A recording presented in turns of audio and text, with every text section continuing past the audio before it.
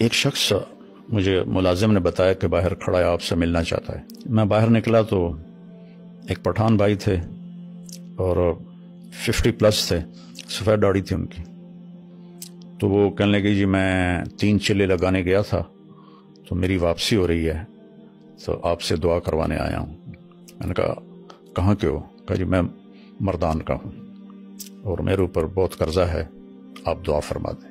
میں نے پوچھا کتنا قرضہ ہے؟ کہنے لگا 1 کروڑ روپیہ ہے. اور میں چونکہ میرے ساتھ میرا پارٹنر تھا، اس نے میرے ساتھ دھوکہ کیا اور وہ مال لے کے افغانی تھا، وہ دوڑ گیا واپس افغانستان، تو سارا قرضہ میرے اوپر آ گیا.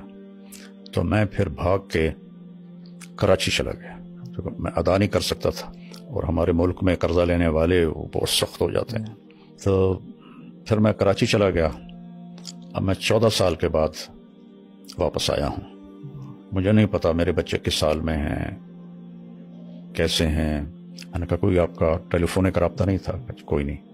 کبھی کوئی خط لکھا؟ کہنے لگا کوئی نہیں. میں نے کہا اللہ کے بندے کسی کا فون لے کر لیتے. کب مجھے میری بیوی کے پاس فون ہی نہیں تھا 14 سال پہلے. تو پھر میں نے بالکل رابطہ کاٹ دیا. تو خط بھی میں نے نہیں لکھا کہ کہیں میرا پتہ نہ چل جائے.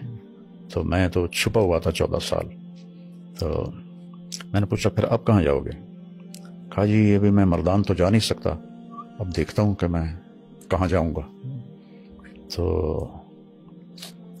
میں نے کہا تم یہیں ٹھہرو، میں کچھ انتظام کرتا ہوں. تو کون زیادہ تمہیں تنگ کر رہا ہے؟ تو اس نے کہا جی وہاں کا ایک ہمارا بڑا سردار ہے، MP بھی بنتا ہے، اس کے میں نے 25 لاکھ دینے ہیں. اور ایک دوسرا ہے وہ بھی وہاں کا بڑا با اثر ہے، اس کے کوئی 15 لاکھ دینے ہیں کہ 10 لاکھ دینے ہیں، مجھے یاد نہیں ہے. تو وہ اگر ادا ہو جائیں تو میں گھر جا سکتا ہوں.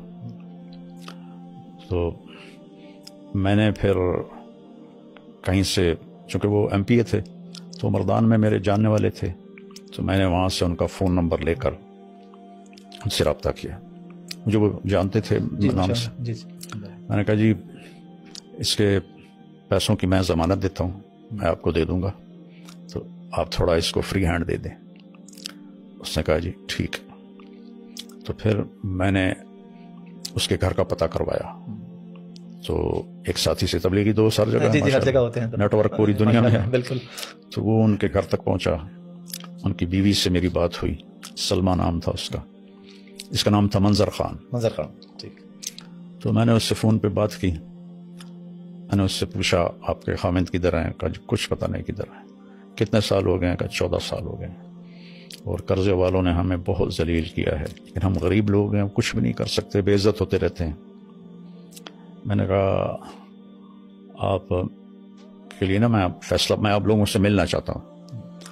تو میں نے وہیں ایک ساتھی کے ذریعے گاڑی کا انتظام کروایا، ٹیکسی کروائی. ٹھیک ہے. میں نے کہا اس کو میرا نام بتانا، ٹھیک ہے، تو وہ تمہیں لے آئے گا، میں یہاں پیسے دے دوں گا. ٹھیک ہے. تو اس کی 2 بیٹیاں تھیں اور ایک بیٹا تھا جو قرض خواہوں نے پکڑا ہوا تھا. تو وہ تینوں آ گئیں. تو میں نے ان کو یہیں اسی لاؤنج میں بٹھایا. ٹھیک ہے. اور منظر خان پیچھے، یہ ادھر پیچھے کمرہ ہے، وہاں رہ رہا تھا. ٹھیک ہے. تو میں نے اس کو اوپر بلایا. تو میں نے کہا آپ ان کو پہچانتے ہیں؟ تو اس کی تو چیخیں نکل گئیں، دوڑ دوڑ. میں خود ایسے رونے لگا کہ میری اپنی حالت ایسی ہو گئی.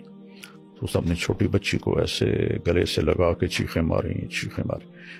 نہ چھوٹی بیٹی نے پہچانا، نہ بڑی بیٹی نے پہچانا، نہ بیوی نے پہچانا کہ جب وہ گیا تھا جوان تھا، داڑھی نہیں تھی، اب اتنی بڑی داڑھی، وہ بھی سفید.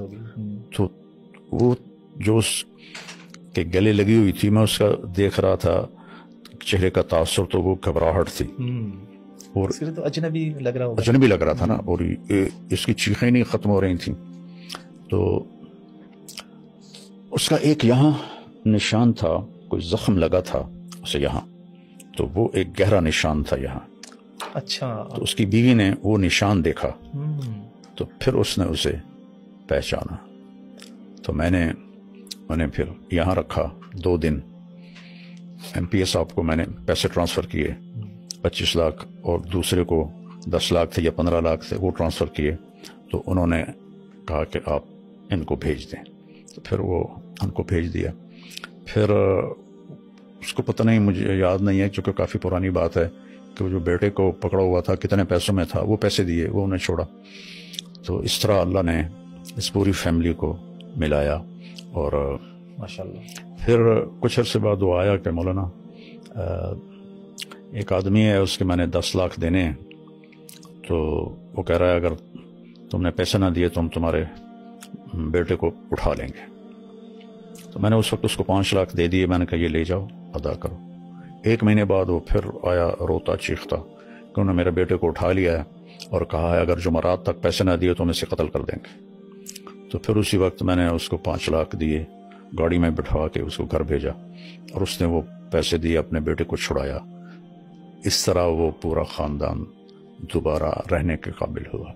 پھر ہم نے اس کو کافی عرصہ یہاں اپنے ادارے میں چوکیدار رکھ لیا.